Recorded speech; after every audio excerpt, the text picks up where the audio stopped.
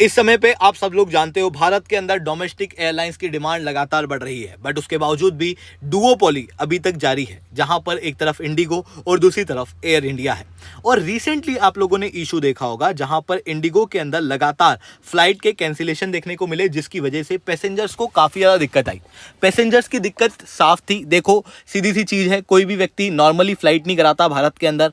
उसके काफ़ी बड़े प्लान्स होते हैं, काफ़ी अर्जेंट प्लान्स होते हैं। जनरली बिजनेस ट्रिप्स होती हैं, टूरिज्म होता है, या फिर कई बार हॉलीडेज होती हैं जिनको बनाने के लिए उस आदमी को जाना होता है, या फिर घर में कोई बीमार होता है। इस बीच में आप सोचो कि जो सबसे रिलायबल ट्रांसपोर्टेशन सिस्टम है इंडिया के अंदर, वो बेसिकली एयरलाइंस है। लोग रेलवे के ऊपर इतना भरोसा नहीं करते, उनको लगता है लेट हो जाएगा, डिले हो जाएगा, इसी कारण से लोग फ्लाइट्स लेते हैं।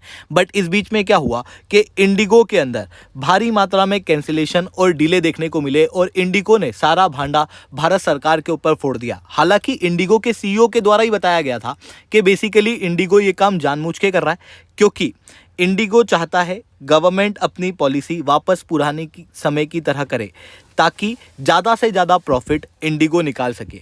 ऐसी कंडीशन में ये साफ जाहिर होता है कि डुओपोली का मिसयूज़ किया जा सकता है सरकार की पॉलिसी को हैम्पर करने के लिए। और इसी कारण से भारत सरकार ने अब अपनी एविएशन पॉलिसी में एक बड़ा बदलाव किया है। रिसेंटली नई एयरलाइंस को एनओसी जारी कर दिया गया है, यानी कि अप्रूवल दे दिया गया है, जिसके अंदर 3 नई एयरलाइंस इंडिया के अंदर बनेंगी। और ये one of the rare event है, क्योंकि अगर आप देखोगे तो भारत के अंदर इस तरीके से एयरलाइंस कम ही देखने को मिलती है।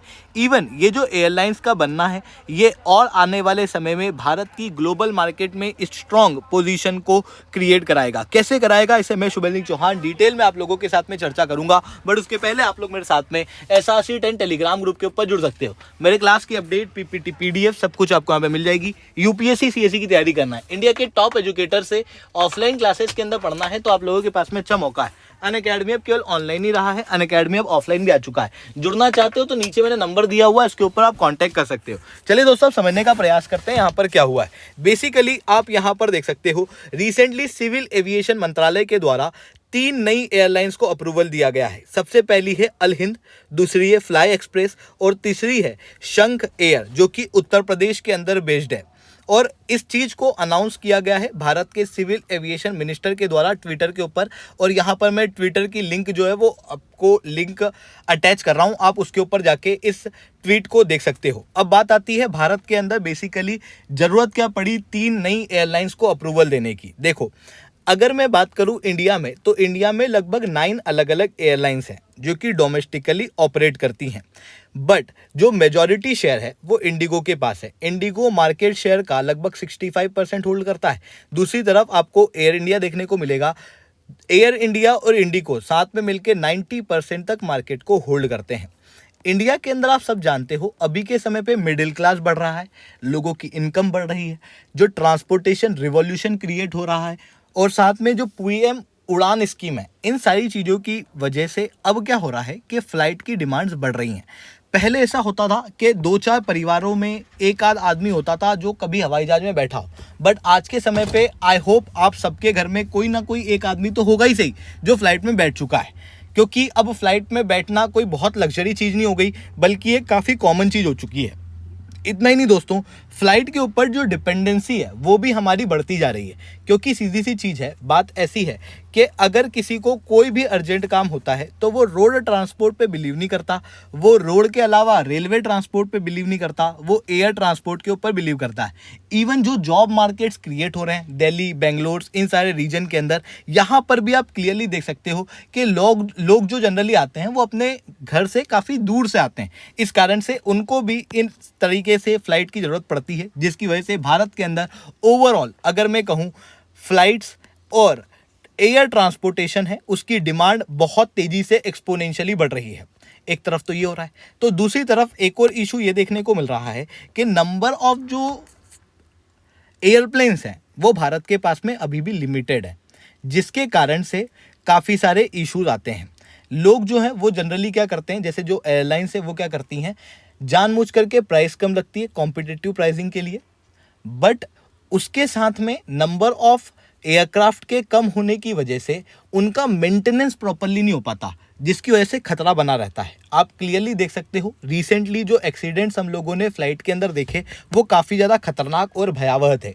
न केवल वो, बल्कि आप इंडिगो का केस देख सकते हो। रिसेंटली जो इंडिगो ने किया, बेसिकली रिसेंटली क्या हुआ था कि जो अथॉरिटी है, सिविल एविएशन अथॉरिटी, उनके द्वारा नियमों के अंदर कुछ बदलाव किए गए थे। नियमों के बदलाव साफ थे कि ज़्यादा समय तक फाइटर को उड़ाया ना जाए, यानी कि ज़्यादा समय तक जो एयरक्राफ्ट है उसके अंदर पायलट फैटिग ना हो जाए। इस कारण से उसको प्रॉपर रूप से रेस्ट मिलना चाहिए, क्रू मेंबर को रेस्ट मिलना चाहिए। बट इंडिगो के द्वारा इस तरीके की प्रैक्टिस नहीं की जा रही थी। बेसिकली इंडिगो जो है वो पायलट को ज़्यादा घिस रहा था, क्रू मेंबर को ज़्यादा घिस रहा था, उसकी वजह से, ताकि ज़्यादा से ज़्यादा प्रॉफिट जो है वो उसके पास में आ सके। बट जैसे ही ये नियम के अंदर बदलाव हुए, उसके बाद इंडिगो ने उन चीज़ों को सीरियसली नहीं लिया, जिसके बाद में कई सारी फ्लाइट्स जो हैं वो कैंसिल करनी पड़ी। मिलियंस ऑफ पैसेंजर जो है वो एयरपोर्ट के ऊपर अटके रहे। लंबी लंबी कतारें जो है वो एयरपोर्ट के ऊपर देखने को मिली, जिसके कारण से लोगों को काफ़ी ज़्यादा परेशानी हुई। और इन चीज़ों की वजह से होता क्या है, लोगों का जो एयर ट्रांसपोर्ट के ऊपर भरोसा है वो भी टूटता हुआ दिखाई देता है। इसी कारण से अब भारत सरकार चाहती है कि नई एयरलाइंस जो है वो यहाँ पर क्रिएट हों और हमारे यहाँ पर जो एयर ट्रांसपोर्टेशन है उसका और बेहतर माहौल बन सके। शुरुआत में हम लोग एयरलाइंस क्रिएट करेंगे और एयरलाइंस के साथ में पैरेलली हम लोग बोइंग और एयरबस के ऊपर से भी अपनी डिपेंडेंसी कम कर रहे हैं। देखो, दुनिया के अंदर जितने भी एयरक्राफ्ट हैं वो बेसिकली बोइंग और एयरबस के द्वारा ही बनाए जाते हैं। तो भारत प्रयास कर रहा है कि ये डुओपोली भी यहाँ पर खत्म हो और इंडिया की भी एक एजेंसी आए जो यहाँ पर भारत के अंदर ही एयरक्राफ्ट बनाने की शुरुआत करे।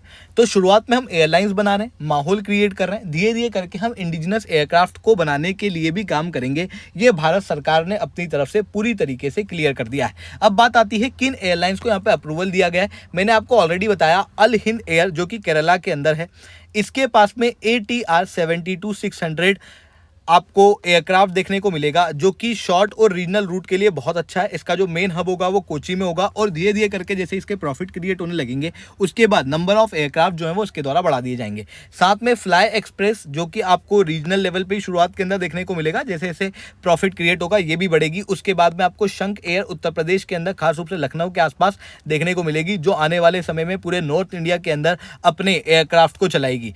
जब एक तरफ हम लोग ये चीज़ कर रहे हैं तो दूसरी तरफ पनिशमेंट के रूप में इंडिगो की जो फ्लाइट्स हैं उनको भी 5% से घटा दिया गया है। DGCA का रिसेंटली ये ऑर्डर आ चुका है। तो ये चीज़ें यहाँ पर देखने को मिल रही हैं। आई होप ये सारी बातें आपको समझ में आई होंगी। लेक्चर अच्छा लगा तो लाइक करना, लेक्चर बहुत अच्छा लगा नीचे ऐसा रिटर्न कमेंट करना। UPSC CSE की तैयारी करना है, इंडिया के टॉप एजुकेटर से ऑफलाइन क्लासेस के अंदर पढ़ना है, आप लोगों के पास में अच्छा मौका है। अनअकैडमी अब केवल ऑनलाइन ही रहा है, अनअकैडमी अब ऑफलाइन भी आ चुका है। जुड़ना चाहते हो तो इस नंबर पर कॉन्टैक्ट कर सकते हो। इसके अलावा मंथली करंट अफेयर्स की मैगजीन, प्रीवियस ईयर के क्वेश्चन, प्रीलिम्स के मॉक टेस्ट, NCERT के नोट्स की समरी, इंडिया ईयर बुक की summary free of cost download करना है। नीचे डिस्क्रिप्शन के अंदर मैंने लिंक दी हुई है, वहां से आप लोग डाउनलोड कर सकते हो। ठीक है दोस्तों, आज के लिए इतना ही। That's all from my side. जय हिंद, जय भारत।